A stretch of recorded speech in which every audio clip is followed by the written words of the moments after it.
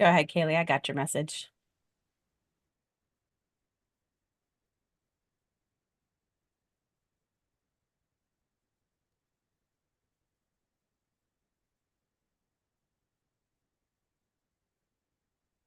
All right. Hello, everyone, and welcome to our weekly Power Lounge.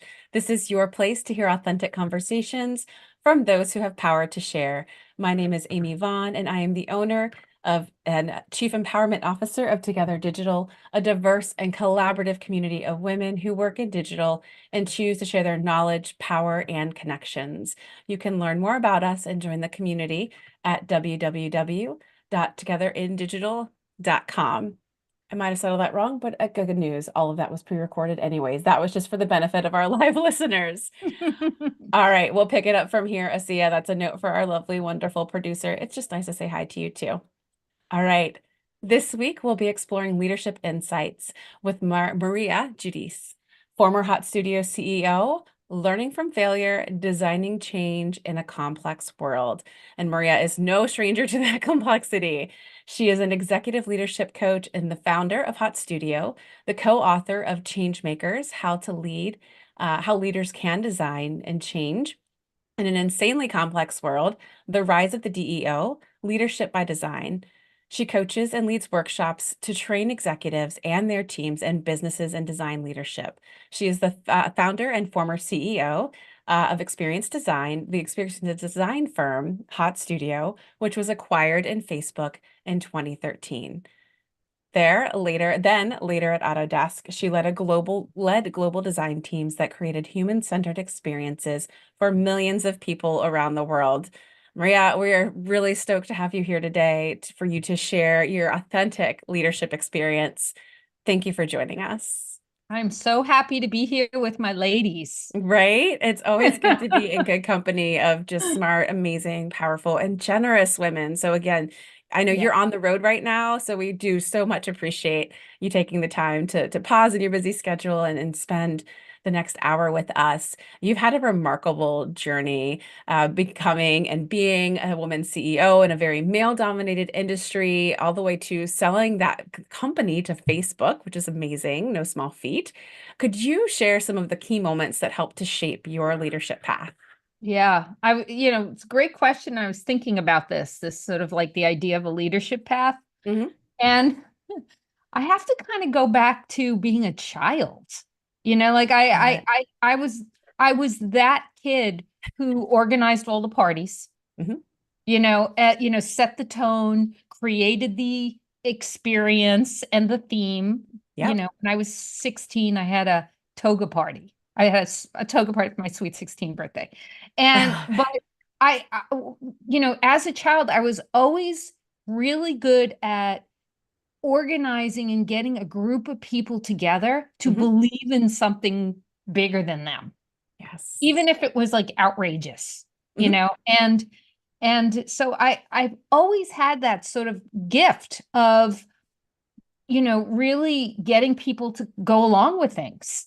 And the putting that leadership sort of profile to the test when I think back in my career, Hmm. it really started when I was in my 20s.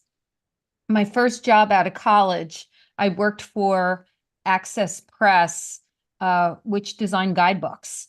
And soon the guy who owned Access Press, Richard Werman, got the gig to redesign the Pacific Bell Yellow Pages in California, which is how I accidentally moved from New York to California.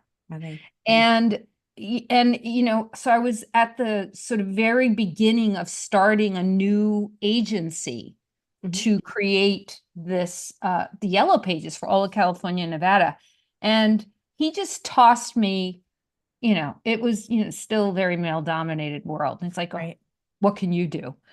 You go do the maps. Like threw that like job to me. Like go design all the maps for Nevada and California. Sounds like fun. And yeah. And I just had to figure out how to actually design maps. Hmm. And then I had to figure out how to repeat the design style across like every single yellow page for California, Nevada. I mean, these are, I don't know, 40, 50 areas. Yeah. And I had to hire people to help me. Mhm. And so at 24 years old, I had like 20 people reporting to me, Amazing. designing maps and working really hard, long Mhm. hours, hitting deadlines. And I think that really and really figuring it out along the way. I mean, I went to Mhm. art school, I didn't go to business school. Yep. And so I think it's, so much of leadership is Mhm. really on the job learning, depending on the Absolutely. context you're in. Absolutely. I love that answer so much. One, because you went all the way back to childhood.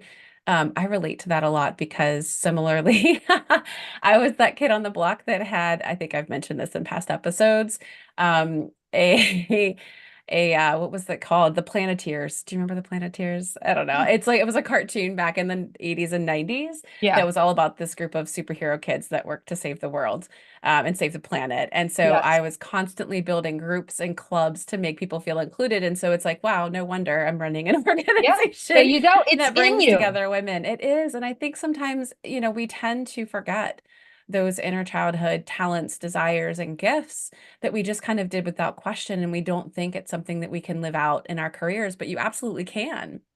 And so I hope that Absolutely. encourages. Go ahead. You don't have to get an MBA. You don't have to get Mm-hmm. a certificate in leadership, Yep. right? You just have to embody and Yes. want to be a leader Mm-hmm. and have it in you. Yeah. And if you have it in you and it's something you want to do, Mm-hmm. you're going to spend the rest of your life learning. I agree. I agree. And I do. I love that too, that you went straight into being 24 and managing a team of 20. I think we do discredit that. We seem to think that, education and certificates is the answer. But I was just reading yesterday from the US Census Bureau. They're saying that like it sucks to hear it, but education does not close the pay gap. Women are getting more degrees than men, but we're still getting paid less. Oh, So I yeah. think your learned experience, you need to learn how to champion that, to celebrate it, and to sell it to others because it does qualify as Oh, yeah. experience. I agree. I agree. Absolutely. Absolutely. Absolutely. I mean, I am so proud. I'm so happy that the universe gave Mhm. me the sex of being a woman, that I identify with being a woman. Uh-huh. But, it is a struggle. Hmm. It's like there are, things are not necessarily stacked in your favor. Right. Yeah, there's a lot of You double always standards are out going to have there. to overcome things. Yep. Yeah, let's talk about that because again, like I said earlier, you're Yeah. no facer, so no stranger to facing challenges. Hmm. It's definitely a universal experience and one that you've talked about openly in particular is being forced out of Autodesk. I'd love to hear more about that and how you navigated that challenge in particular or any other similar challenges and what lessons you learned along the way because, again, your story, I'm sure is going to relate to a lot of our listeners. Yeah, yeah. I like to tell the Autodesk story because I'm one of those people who's really like an overachiever. Hmm. Like I went for like the, 98%, 99, 90, 100 on my report cards. Yep. I was that person which is must not fail, Right. right? If you work really, really hard and be great at what you do, you will not fail. That was sort of the mindset that I had. Mhm. Um and again, being a woman, I always feel like I had to work twice as Oh hard. yeah, Like absolutely. still like it's like, yeah. And so I grew up as a tomboy. So I was like, Hmm. I am going to prove to you that I can not only meet you but beat you, Yep. right? And I had that perspective when I was running my own agency. But when I was a VP of design at Autodesk, that was a job that I absolutely loved. I struggled. I sold my company to Facebook. Hmm. That was like an amazing moment in time. Yeah. It was the right thing to do, but for my company and for me personally. But I the culture, I did not align well with the culture at Facebook. It was like a very male dominated, every man for himself kind of Yeah. culture. And I Imagine. really didn't fit in well. And so when I was recruited to go work at Autodesk as a VP, it was like a breath of fresh air. It was like the right job for me. And Mm. it was the right culture. and I was recruited by the CEO and the chief product officer. I had my executive sponsors at the highest level of the organization. Amazing. I had the ability to influence culture at scale. I threw myself into that job.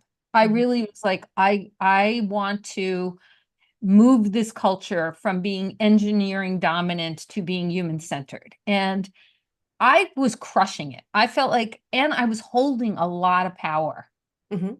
I realized that my style, my leadership style of including everybody Yeah. and not deal with the bullshit of hierarchy or a caste system, but like really engaging people equally Mhm. and tapping into their talents to do something bigger than what they are doing day to day. And I loved that job. And Mhm. about 2 years in, without warning, the Mhm. CEO, Carl Bass, announces he's retiring. He's stepping down.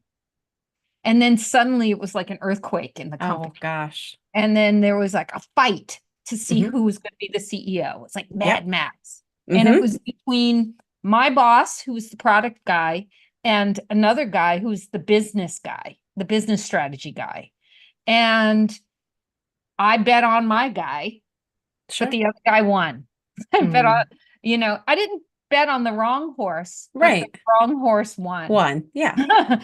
And um, and then all of these people who were uh in that camp, and I Mhm. really actually liked the business guy. We actually had a good relationship. So it Sure. wasn't antagonistic at all. Right. But the people that were in his camp who rose to power Mhm. were not my supporters. Mm. And so when he rose to power, he's like, Maria, I see what you do. I appreciate what you do, but you know what? I don't think design is that important at the level. Where do you go from there? Right. Right? Like Oh, my basically your job and your mission and your vision is no longer wanted in this company. wow. And I then, got pushed out. I mean, I Mhm. knew I was getting pushed out. It wasn't a Sure. surprise at that point. And it crushed me. Absolutely.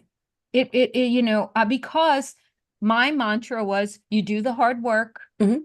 You have, I had stellar, feedback Mhm. scores. I got great, I got raises. I was making dents in the culture. People loved me. Right. But sometimes that stuff doesn't matter. Right. And so the big lesson was was a gift. And I like to tell people this, in your darkest Mm. time, when you Mhm. feel like when something bad happened to you, whether it was something that you initiated or had a misfire or it wasn't within your control, you Mhm. lose a job or something terrible happens, and we start beating ourselves up. Right. That's human to do. Why? Mhm. It's all our faults that we suddenly this happened to us. But guess Mhm. what? It's part of being human. Right. And you have to go through the grieving process. You do have to grieve this loss Mhm. or this change that you experience. Mhm. But then with grief, once you get past that grief, there's this moment.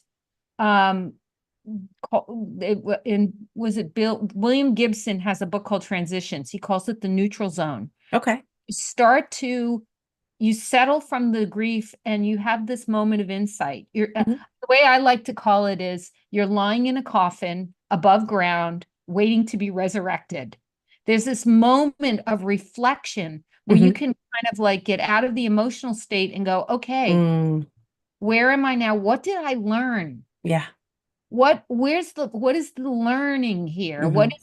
What is the insight?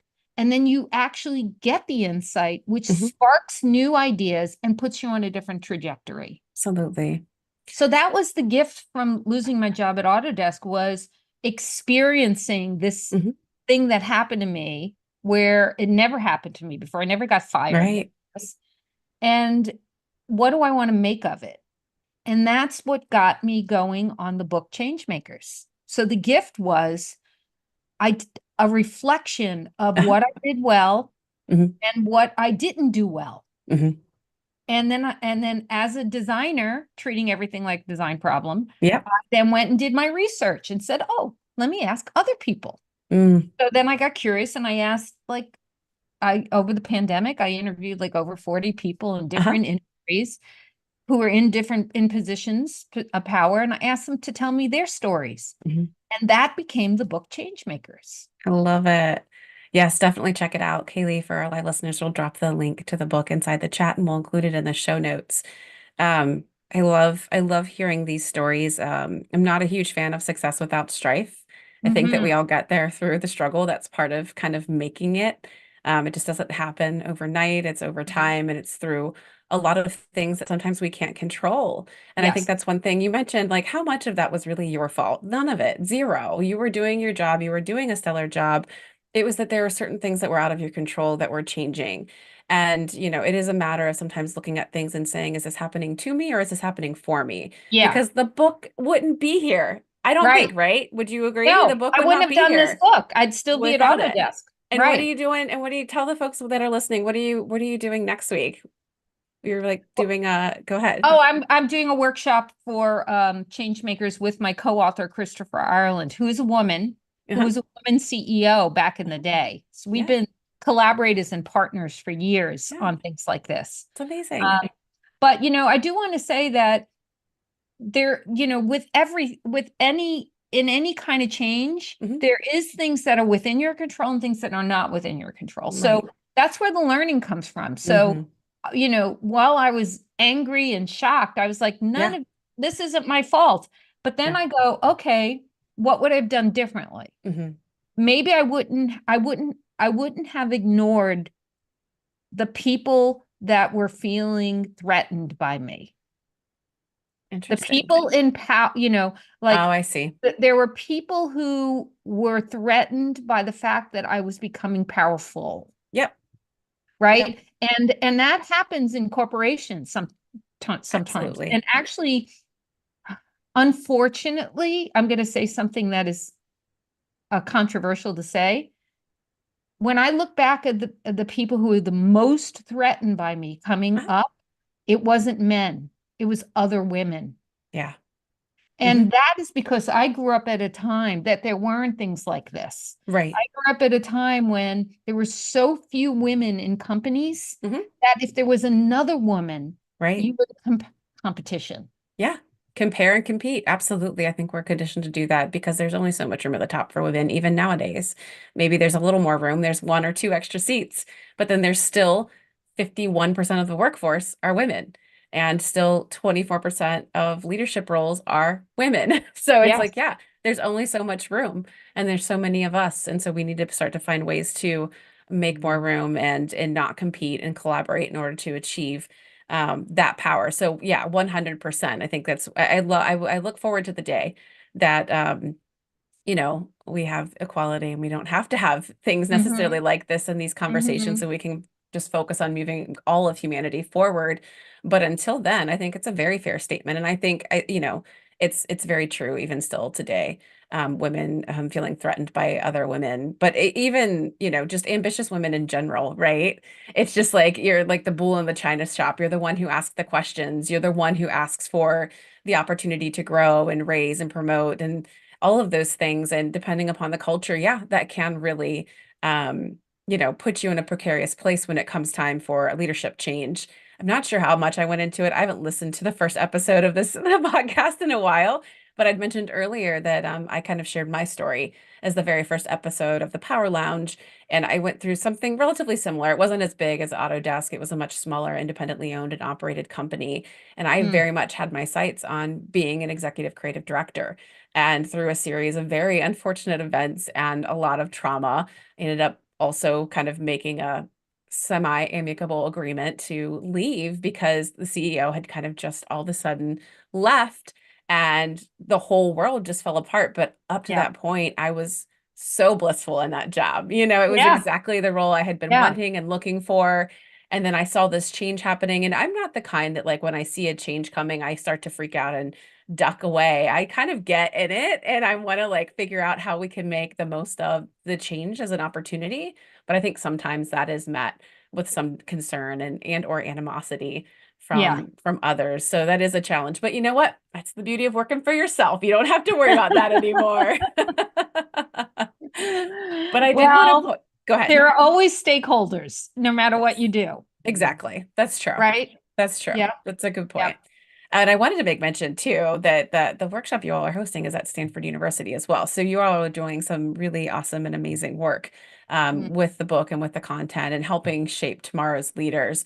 Let's dig into that a little bit more because you also work as, you talked a lot about design and design Mhm. problems and design thinking, and Yeah. you like to think of everything as a design problem. So I would love for Yes. you to elaborate on that a little bit more and how that mindset has helped to influence your approach in both leadership and problem solving.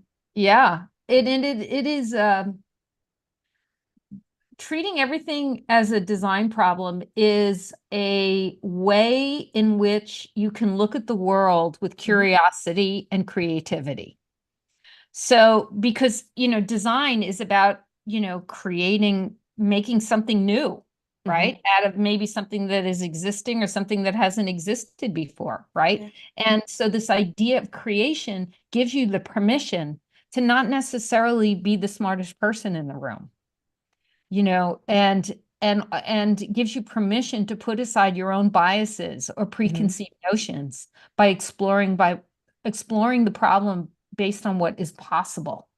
So every good design process starts with discovery and asking questions and looking Hmm. at the world differently and more broadly, um, and hopefully without bias. And Hmm. when you do that, then you can look for patterns and be through the lens of listening to people. Hmm. And you can look for patterns that bubble up and create a vision that came from the very people that you are serving.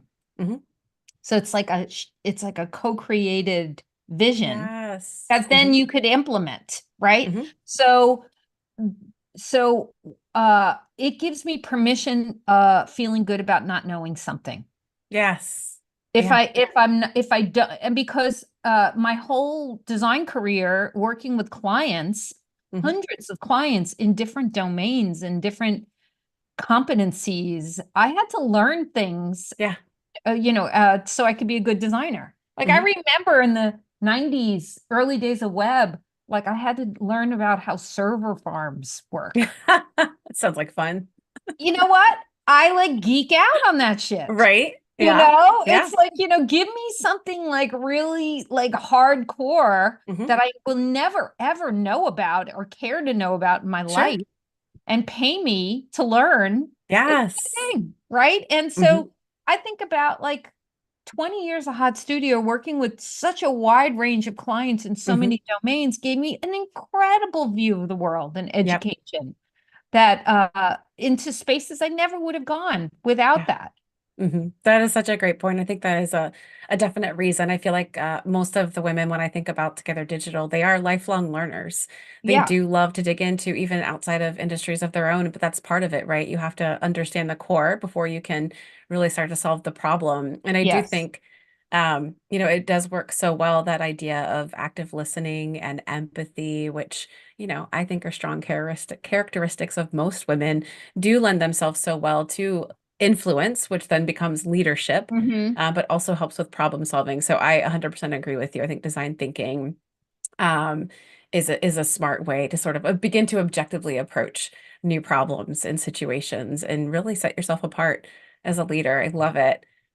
Yeah, it's like everything I do. It Hmm. doesn't even have to be a gig. It's just, Yeah.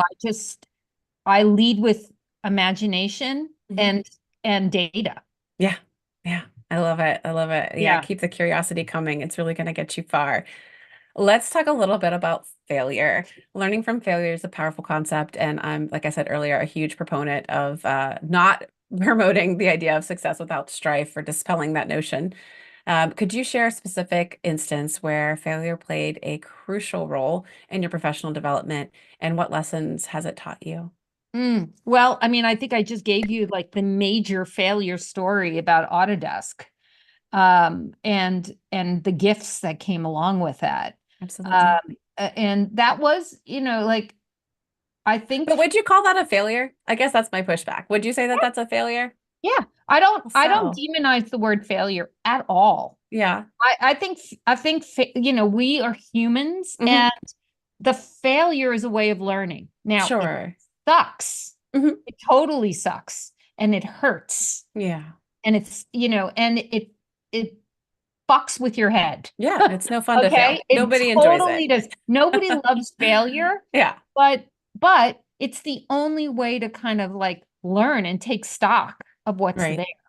And so you can have a smart failure, or you can have a dumb failure, Sure. right? Yeah. And in design, there are multiple ways in which you can fail early, Mhm. fail smartly, try things out, prototype them, and see whether they work or not, right? There's like Right. smart failure, and then there's dumb failure where you've like stepped over the line and you've broken somebody's trust, Right. Yes. right? Yeah. And so there's a Amy Edmondson Hmm. wrote a book about this, and she talks about sort of this failure spectrum, Okay. and that everybody fails. Hmm. So what are some of the things that you can do so you don't create irreparable harm, you Right. know? And so failure is really part of it. Hmm. And so as a leader, I really want to educate people that Right. report to me that don't be afraid to fail and Hmm. own up to it. Yes. And the best way you can recover from failure is owning up to it and not trying to hide it. Right. Absolutely. Well, because it, like you said, especially when you've kind of broken someone's trust, which is absolutely essential in the role of a leader, in my opinion. Uh, Yeah. if you don't take ownership publicly and address it, then how are you ever meant to mend that? You know? Absolutely. And when you own up to the failure, Mhm. it empowers you. Yes. It Hmm. doesn't deflate you, Right. right? Um, because you're not hiding behind something. Hmm. And that's one of those values that I've kind of kept current my whole life around. Hmm. As Always try to be radically honest about things, Yeah. you know, Yeah. and not to hurt people, Hmm. but to, if you know, I'm a terrible liar. Right. So Same. it's so much better to be honest and Yeah. get it Easier to out, remember. rip the band-aid off than it is Right. to hide behind something that's going to bite you in the ass later on. And so, you know, um, there's this improv activity, which is like the failure activity. I took an improv class. I sucked. Okay. Fun. Horrible. Hated it. But I did it. And I failed it. I failed at improv. Um, and whenever you fail, you're supposed to throw your arms up and tell the group and yell, Oh, I that's so cool. failed. Yeah. And I actually enjoyed that part of it. And I Uh-huh. probably threw up my arms a lot in improv. Um, but I love that, like, okay, release it. Hmm. And Yeah. and then so in the book we talk about failure a lot. And Justin McGuire was the chief creative officer at Salesforce. He's at Hmm. Microsoft now. He talked about failure. He Hmm. said, you know, as a leader, you have to own the sword and fall on it. You Yeah. fall on the sword. Hmm. You own your mistakes, and then you ask how you can learn from them. Hmm. So if you own failure, like I failed, what can I learn from this? Right. Either you're asking yourself or you're asking the people that Hmm. uh, that you failed with. Yep. And that gives you your power back Hmm. when you can own your own failure. I agree. I love that so much. I was really impressed yesterday. I was at an event, and I heard Jeff Birding, who is the co-CEO here in Cincinnati for the FC Cincinnati, and he talked about his leadership style and how it was just growth at any cost and go, go, go, constantly pushing. And, he had a passion, he had a vision, and he was clearly just a visionary and very much so. And so he hired a bunch of people to basically get the job done and achieve the impossible, which was an established a major league soccer team here in the city of Cincinnati. And, they got there. And as soon as they got there, and he admitted this in in a room of like over 100 women, Yeah. said, as soon as we achieved that and got the MLS deal, a third of our people quit. Mm. I'm like, wow, like to admit that. And he said, I realized at that moment that my leadership style was not going to be the thing that continued to make my vision that I had, for the city and for my children to come to life. He said I had to really look inside and do some inner work. And so one, to have a leader on the stage saying that was wonderful. Two, to have a white male leader on stage, I was Yes. like, oh, Yeah. I might be looking at some FC Cincinnati season tickets. Not that I don't love them already, but just the willingness. And I think if more leaders can model that behavior that you're saying of owning that failure and making it something that is allowable and that actually empowers us and grows us all versus holds us back and something worth hiding, modeling that behavior and having those kinds of conversations, it's only going to help us all. So Yeah. thank you I so want much. to share a story Please. also that kind of underscores this. So, Uh-huh. again, like I told you, I was the overachiever and Yeah. I never failed big. And this Autodesk thing was like, felt like scarlet letter on my career. Like Sure. suddenly everything that I did up until this time didn't count, right? And I was just telling Right. some horrible stories. And I got laid off in like November, and Mhm, then I was scheduled to do a closing keynote for the Invisible Conference in San Francisco. mhm. And in that talk, I was supposed to talk about all of the accomplishments that I had achieved as a VP of design at a 33-year-old tech company. Like I was going Wow. to tell the story of Oh, how successful I was. And here I was laid how off and painful. nobody knew. Uh-huh. Nobody knew. And and so I spent the winter, I spent the Christmas holidays like Mhm. sitting in an ocean, sitting staring at an ocean, reading Brene Brown books, trying to heal Yes. my soul, right? Right. As a lot of women do. Uh-huh. And then I was like, okay, how am I going to handle this? And I was like, Mhm. you know what? The radically honest. I'm just going to like come out and tell people I'm fired. I'm going to like Good for publicly you. share with the world that this overachiever So brave. got canned. Oh my God. And so I changed my entire talk and I didn't Wow. tell them. Mhm. And so I'm getting on Surprise. stage and I'm talking about, and I summarized all of the great things that were happening at Autodesk. Yeah. And then I tell the story of how Carl steps down and my boss quits, black screen, nobody, no leadership sponsor, no champion. And Yeah. I got shown the door. And Yep. then I said, and then I honestly expressed and said, these are all the emotions I'm feeling right now. Mm, And I honestly don't know what I'm going to do with the rest of my life as a 55-year-old woman. Maria. Wow. What was the response like?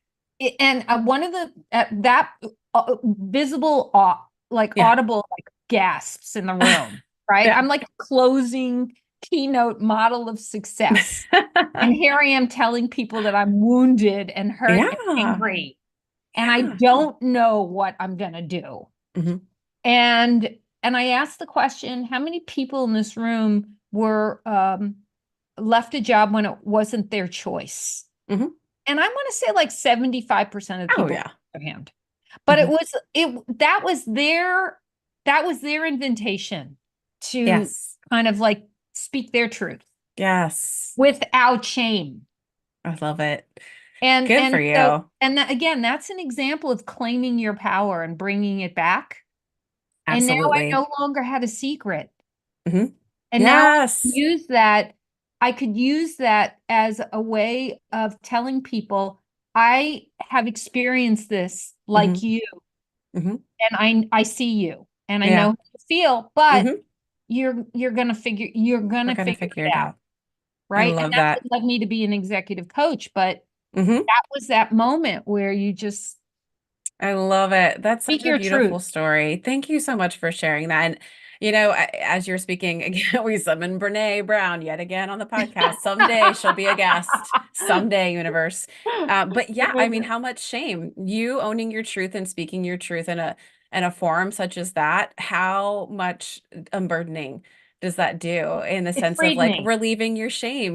So when I think shame, I always think of Brene. So Yeah, yeah, yeah. love It it. freed me, right? It freed me. And it also, and then it also gave me, again, the gift was now I can help other people when they lose Yes. their job. Yes. Oh You know, yeah.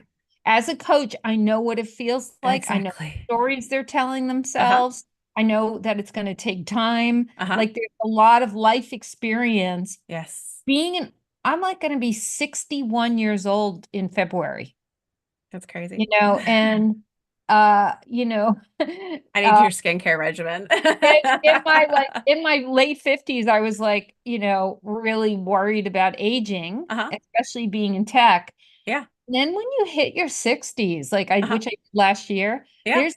there's this weird female power that comes Oh back, yeah.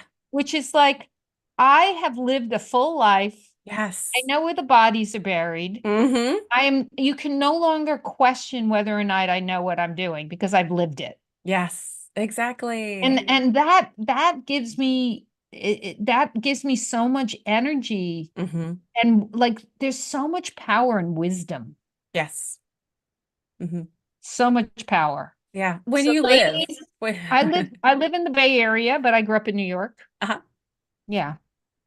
And but there are so many women in their 60s that I look at now who are such Oh, badasses. absolutely.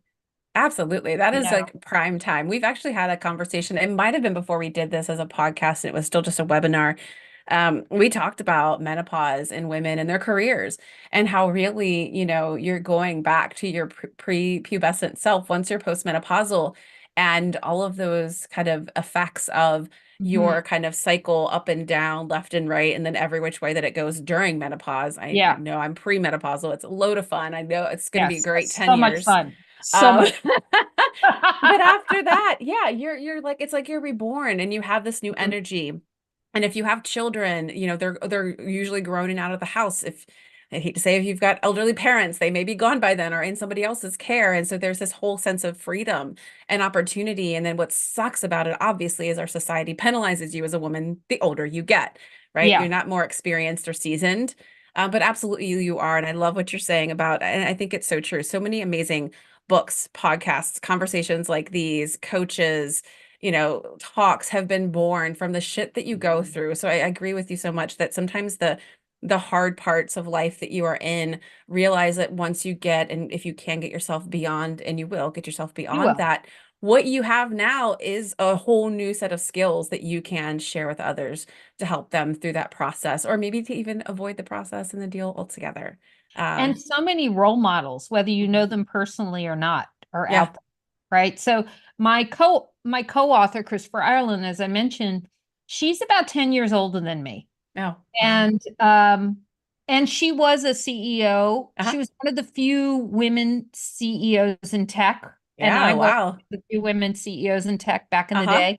So we always kind of like bonded, like, okay, Absolutely. let's like, Life what are raft. you experiencing? What kind of Hmm. like, prejudice, or, Yeah. are you experiencing as a woman leader? And or how are you doing X, Y, and Z? So we were always able to share, but I'm always looking at where she is right now. Yeah.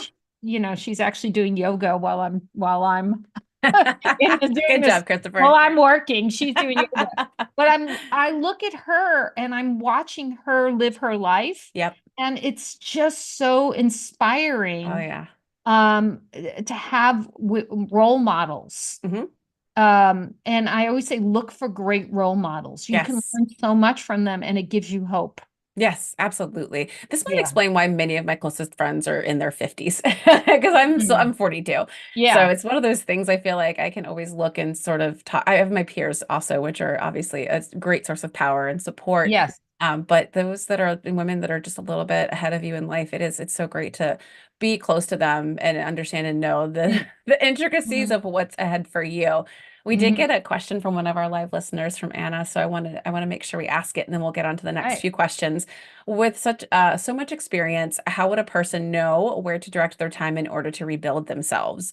Or do you do everything and see what sticks? Interesting Mm, question, good Anna. question. And I really appreciate the people who've dialed in live. You guys Yeah, are the most important people in the room right now. right? Um, so yeah, that is like a really a hard question to answer. Especially from somebody like me who is Mhm, interested in literally everything. And it's a work in progress for me. mhm. Um, and as I get older, well, this is just really interesting that's happening to me again, turning 60, and my mother just died. Mm, And, sorry. like when you hit your 60s, people are close to you start dying. Yeah. And it is brutal, but Hmm. there's a gift in that. Like, Yeah. what's the gift of witnessing all these people in your life who are starting to leave this earth and be Yep. in the spirit world? Yep. Um, it gave me perspective that, Mhm. I have like maybe 20 good years left, Mhm. before my body just starts giving up on me. I might Yeah. live longer, but it's not going to be like I'm not going to be able to go rollerblading down the block Right. much longer, right? So that has given me newfound perspective Hmm. for me to appreciate every day I wake up breathing and healthy. Hmm. And to be in the present moment, Hmm. not necessarily the future or try to relive the past, is Mm, try to be good really point. present and to ask myself, what's going to give me joy today? Hmm. How can I make the most of this day? How can Yeah, I make this the best day ever? I love that. And so I love that, and I try to Hmm. live that life to try to be present and appreciate every day I'm breathing and I'm healthy. Hmm. And I also am thinking about, am I making the right choices? And am Hmm. I doing things that I want to do, or am I doing things that I think I should be doing in Yes. order to feed my ego, which we all have ego. So Yep. it's a bad thing. It's just what's in our head, Hmm. or feed my like my professional story, my Hmm. professional self, and all these things. So I'm constantly checking with myself. Mm, I love it. I'm saying yes to this, what am I saying no to? And am Hmm. I okay with that? Yeah. So that's the advice I would give. Was it Anna? Uh-huh. Yep. Anna, to Love make it. sure, like, if you're one of these people who, like me, is interested in a million things, Hmm. start looking, taking stock and saying, is this what I really want to do? Is this what my heart is driving? Is this something that I truly want, that's going to help me grow, that's going to Mm. give me life energy, positive Hmm. energy? Or is it a burden that I think I have to do because it's going to feed something else? Right. Yeah. Make sure you're doing it for the right reasons. Do it for the right reasons, and recognize this is so important, is if you're saying yes, Hmm. you're also saying no to something else. Such a good point. And you live with that. Hmm. And how often do we slow down and take the time to really reflect on that? I think we kind of just fly through life. We live our lives by our to-do list and we don't Yeah. slow down to really think about, what are the things that make me feel fulfilled, that make me feel inspired. We do a goal getters workshop here with Together Digital at the start of every year and kind of continue it throughout the year. And one of the things we do is an energy audit where you look at your Mm. calendar and you Mm-hmm. mark it red, Mm-hmm. yellow, green, red for the Mm-hmm. things that zap you, yellow for the things that are kind of okay, and Yeah. green for the things that really energize you, because I don't think we take that time to really notice when, where, and how we tend to be in our zone and feel our best. Because that's also typically when we perform our best. And Yeah. so I think taking that time to reflect at any and all times is such a good thing to do. And I think one other thing I wanted to share, I love sharing therapy. It's like free therapy. Love my therapist. Yeah. Hey, Beverly, if you ever listened, she talks about decision making, and I think this has been really helpful for me. So hopefully Anna will be helpful for you because she's a member, and I do know Anna a little bit. is that we all kind of fall into this like little inverted triangle of decision making. At the very top are the explorers, people who love to constantly be looking for and exploring ideas. And it can almost feel overwhelming sometimes because you see all Mhm. possibilities and all avenues, but you'll never make a decision because it's all about the exploration. At the Mhm. very bottom of that triangle are the researchers, people who kind of focus and hone in on one possibility, one opportunity, and will just research it to death. And it has to be perfect before they'll make a decision, Yeah. if they make a decision. Yeah. The folks that sit in between, which apparently is where I fall, are the very time-based decision makers. And what's Mhm. great is that they'll kind of tap into exploratory, they'll kind of tap into the research, but they won't make a decision until like their feet are held to the fire or it's the exact right opportune Yeah. time. It's more Yeah. about timing and actually less about, is this the better choice? So maybe Anna spending a little bit of time reflecting, doing some of the things that Maria advised, and then also kind of exploring and understanding what your decision making style is. Make sure you just not falling into any of those traps. Don't, I am Yeah. a analysis paralysis gal. We'll spend a lot of time in that space. But I've tried to lean into more of my time-based decision making to really kind of Mhm. get myself past that. But thank you for the question. That was amazing. Two good tips, and I Yeah. do energy audits with my clients all the Do time. you? Yep, I love it. Let's talk about that too, because you are an executive coach. Yeah. And I scrolled past my question. Here we go. What are some common patterns or struggles do you observe among leaders, and how do you help guide them through some of those challenges? Yeah. Well, the I am an executive coach now. Again, a gift out of that failure, Right? right? Yeah. Because remember when I stood on that stage, Mm-hmm. I didn't know what I was doing next. Mm-hmm.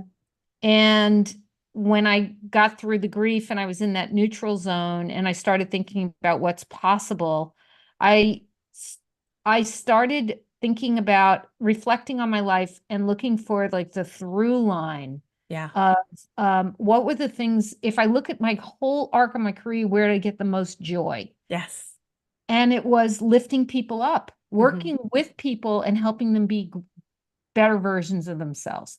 And that was that insight that I never would have gotten to if I didn't go through what I went through, to realize Absolutely. that this is what I should be doing now.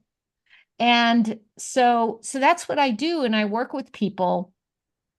And I like to tell people that I'm really good at helping people quit their job. I feel like I might be okay at that too. Yeah. Whether they know it or not, right? Right. But no, but and so a lot of people come to me, a lot of people are in transition. Right. We all go through transitions. Hmm. And you know, whether you're really young and you're questioning whether you want to stay in tech, or Hmm. whether you're older and you realize maybe you don't want to be managing people anymore. Yep. Um, these are people who, again, they're like, this is my career. This is what I should be doing. Here's the ladder. Hmm. And I remind people there's no such thing as a career ladder. It's a career trampoline. Oh, that's fun. I like Yeah. that. And right, that comes from Rise of the DO. I love it. And so I really like, and so a lot of the coaching is really to help people to build self-awareness Hmm. of themselves. Hmm. Who are they when they are at their best? What do they like when they're at their best, energetically, behaviorally? What kind of habits do they have? What kind of things do they do? And how are they when they show up scared? And Oh, interesting. and when they're, because we all have the reward response and the threat response in our mind. What does that tell them when you're asking them about like what the second part, the The showing up in fear, fear? because you have to know, because when you're threatened, Hmm. or when others are threatened, Mm, how is that different than when you're at your best? What behaviors do you have? Do you shut gotcha. down? Do Oh, you yeah. do you Maybe. fight, flight, or freeze? Yeah. Yeah. Okay. Um, and does your body change? Do Uh-huh. you get tightening in the chest? Hmm. And how does that energy impact the other people in the room? 100%. Because emotions are contagious. Yes. As an empath, I agree. But yeah, that's great. So how you show up really matters. Hmm. And then are you living your life more in fear, or are you living your life in Mm. like curiosity and creativity? Oh, I had a question And about to undo some people. I help people like understand who they are and Yeah. why they get when they get triggered, Yeah. and also, helping them step into the things that they want to do but are Hmm. afraid to do. Oh, I love that. I love Yeah. that. That's so great. I want to make sure I ask this too because we haven't dropped it in the chat yet. But if folks are interested in your executive coaching services, where should they go? They could, you can go to hotstudio.com. That's my Okay. website. It's really old. Don't judge me. It's all But right. We because I don't really enjoy doing websites anymore, so I'm procrastinating. we got some people that can help you with that, Maria. Got some amazing ladies that can help you with Yeah, that. yeah. Or you can contact me on LinkedIn. Okay. Both of those are ways in which you can reach me. Okay. Awesome. I'm trying to think. We've got just a few minutes left, and I want to leave a second for questions if anyone in our live listening audience has them as well. So I'm trying to decide of my last few questions, which one I want to ask you, because I could just keep you here the rest of the day, but you got some fun Ah. stuff to get to. Let's Well, see. nobody's knocking on my door, kicking me out of my That's room yet. good. So That's we're good. good. We're good. Actually, let me do this. I'm going to kind of cheat code it, right? As we're waiting to see if there's any other questions from our audience. Is we've talked about a lot, everything from design thinking to leadership to change to being a woman in tech.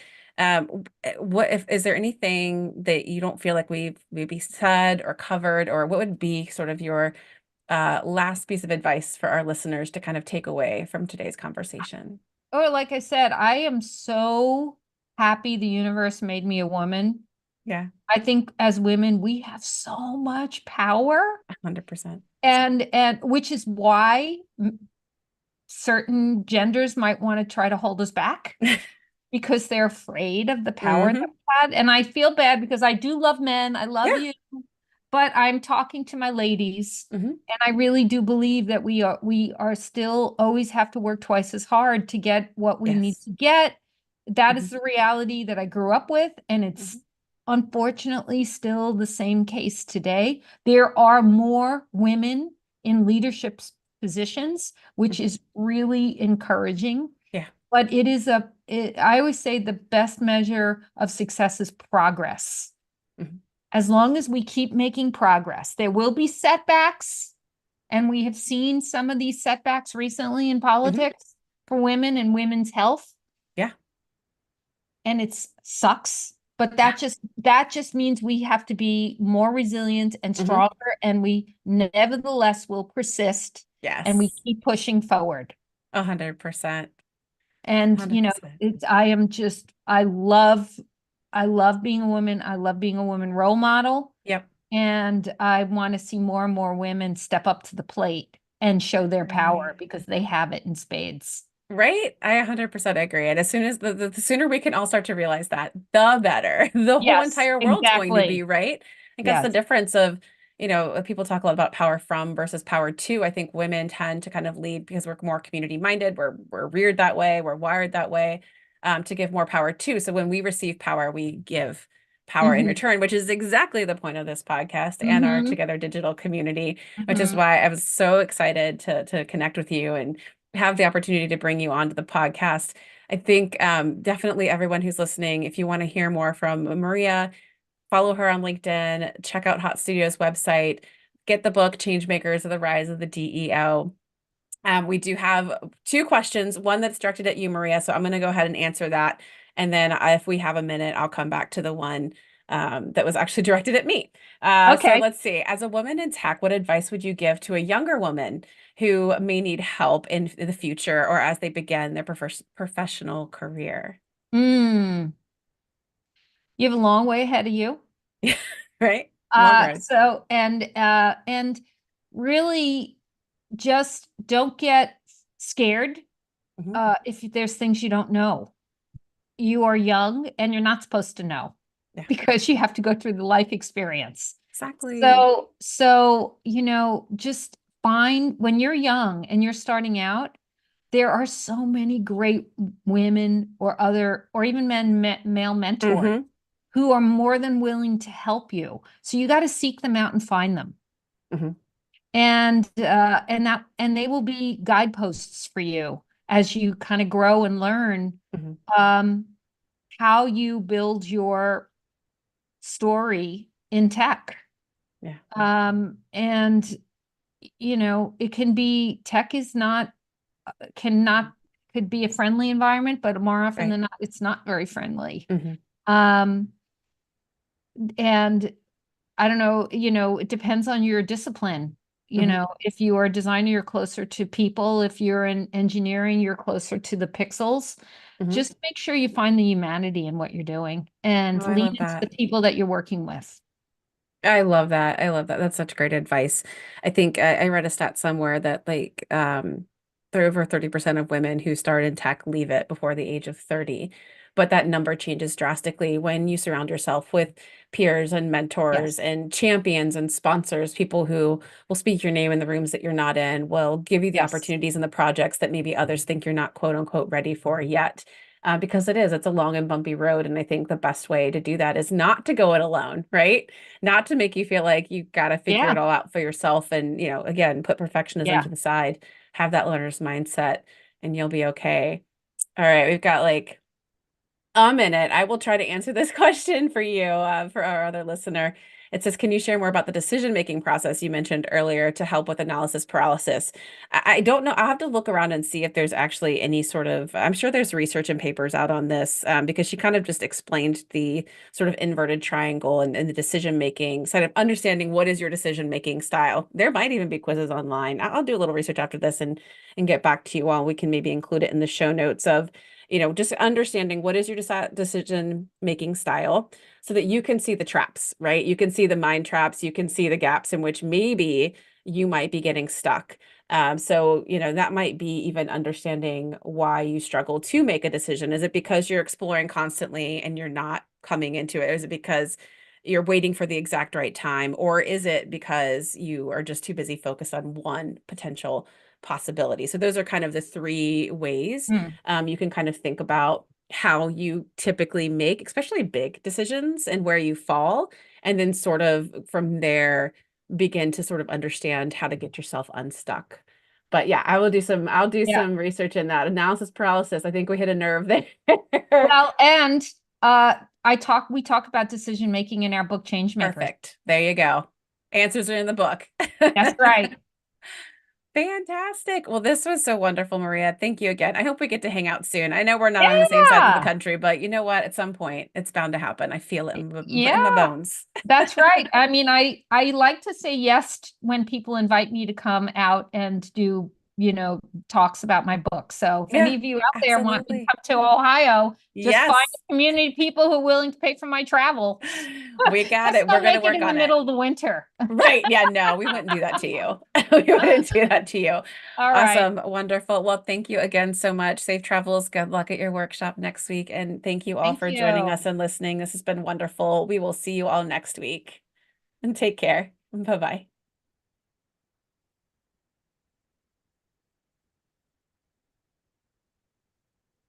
All right, stop recording. How do I stop the live stream? I'm gonna re-record the intro because I felt like I stuttered over it a lot. So you don't have to hang out if you don't want to. All right. I can jump off. Yeah, go enjoy the rest of your day, So your yoga, your soak, all that good stuff. yeah, that was really fun. I enjoyed it. Same, me too. I appreciate your time and all of your help and encouragement. Definitely gonna check out your books and all that good stuff. Well, you keep going, Amy. Will You're do. on the path. Thanks. I appreciate it. All right, take All care. right, have a good weekend. Take And care. bye, Kaylee, right? Yep. All right, thank you, Kaylee. See you later. Bye. Bye-bye. All right, Kaylee, you're free to go too. You don't have to stay on if you don't want to hear me re-record this. I just felt bad for Asia because I was like, I just stumbled over a lot of that.